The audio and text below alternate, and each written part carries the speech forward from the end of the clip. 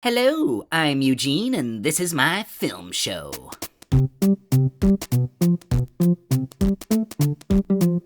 Well, Happy New Year, y'all! Coming at you with a very special episode. I even put my good duds on and everything. I thought I'd run down some of my favorite films of 2022, and I'm gonna do this in two parts because there's a lot of movies I still need to see. Sadly, my full-time job down at the hatchery prevents me from going to the pictures as much as I'd like to. But thank God for the hatchery. Anywho, I'm not going to bother ranking these in any kind of order or picking a favorite film because I love them all for very different reasons. So we'll just go alphabetically. Get it on!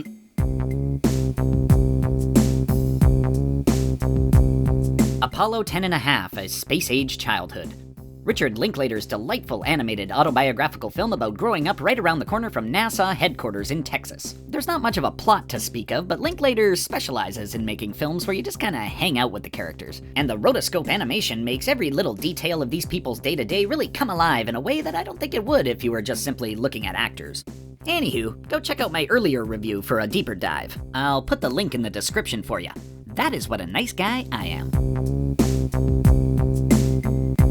Everything, everywhere, all at once. Laundromat owners Evelyn and Waymond are being audited by the IRS, but suddenly Evelyn is confronted by another version of her husband from a different universe, the Alphaverse. He explains the existence of parallel universes and an evil entity that's bent on destroying the entire multiverse. Jobu Topaki! In the multiverse, every choice you make creates a new path and a new version of yourself. Maybe you're a kung fu expert, or a chef, or a famous actor, or a piñata, or a rock, or you have big floppy hot dogs for fingers, whatever. Alpha Waymond teaches her how to jump from verse to verse, acquiring fighting skills and other abilities from alternate versions of herself. As confusing as it might sound, it's a real testament to the filmmakers for making it as easy to follow as it actually is. It's an impressive feat, and it really is everything. It's an immigrant story, a marriage story, a mother-daughter story, a mother-father story, a science fiction action kung fu comedy drama with butt plugs and bagels story.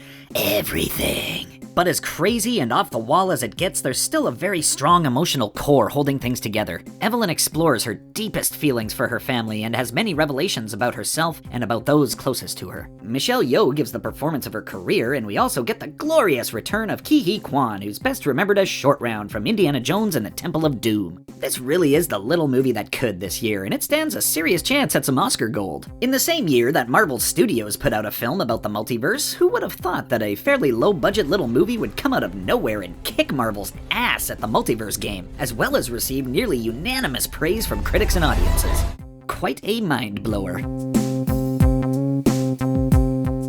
The Fabelmans. Steven Spielberg's autobiographical film about a young boy that falls in love with cinema and will grow up to be, well, Steven Spielberg. Sammy Fabelman is Spielberg's on-screen counterpart who starts off by making home movies with his little sisters to eventually making grand westerns and war pictures with his buddies. His mother Mitzi, played by Michelle Williams, is a concert pianist and natural performer who encourages her son to pursue his artistic passions. Paul Dano plays his father Bert, a patient, logical computer engineer. He's also very supportive, but only up to a point. He hopes that one day his son will outgrow this little hobby of his and move on to serious work. Cracks are soon revealed within the family unit when Sammy makes a shocking discovery on one of the family films that he shot. This opens his eyes to a whole new dimension of his parents' relationship, and he sees them as flawed, complicated human beings for the first time in his life. The terrific supporting cast is filled out by Seth Rogen, Judd Hirsch, Julia Butters, and the cameo of the year, David Lynch playing legendary filmmaker John Ford in a brilliant stroke of casting. Now, I'm sure most folks will walk out of The Fabelmans and say, well, that was just a nice movie.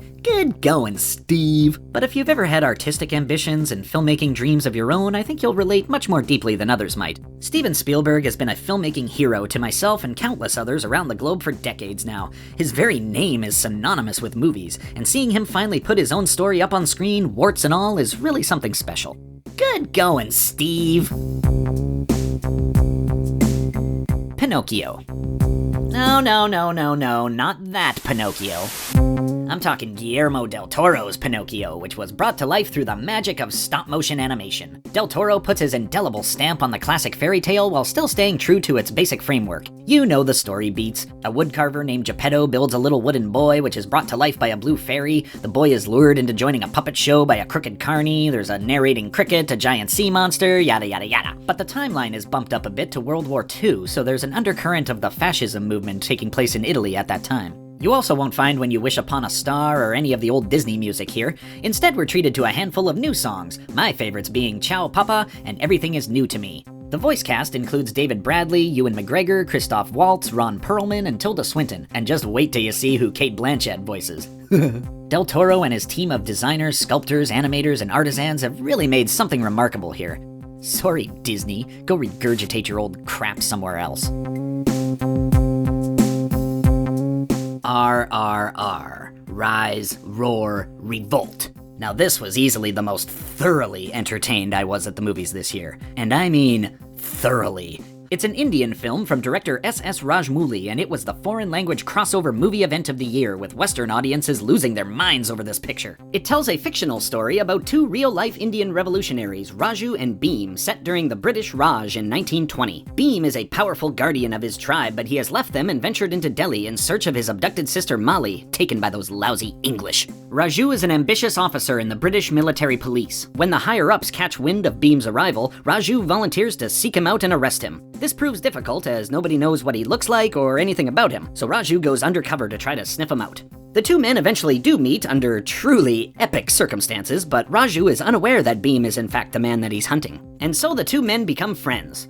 Like, best friends. Like, the bestest friends on the planet. It's pretty corny stuff, but it's just so damn sincere about it. It also makes their inevitable bloody confrontation that much more heartbreaking. This is just everything a big old movie should be. It's got big characters and big emotions and big action and big music. It's like an opera. It's about colonialism and revolution. It's a musical. It's a period piece. It's a bromance. It's a war drama. Hell, for a 15 to 20 minute stretch, it straight up becomes a little rom-com with a meet cute and a dance-off and everything. There's torture, there's singing while being tortured, there's riots, there's a prison escape, there's wielding a motorcycle around like a baseball bat. I mean, come on. It's a very cumbersome balancing act, but man, somehow they pull it off. Writer-director S.S. Rajamouli is a very exciting filmmaker, and I am buying all of his stocks. Along with RRR, his two previous films, Bahubali The Beginning and Bahubali The Conclusion, are all among the top 5 highest-grossing films in India. They were the most expensive Indian films ever made at the time as well. So the dude is basically James Cameron. Indian James Cameron. And I can't wait to see what he does next. Stay tuned for part 2 of Eugene's favorite movies of 2022. Coming soon.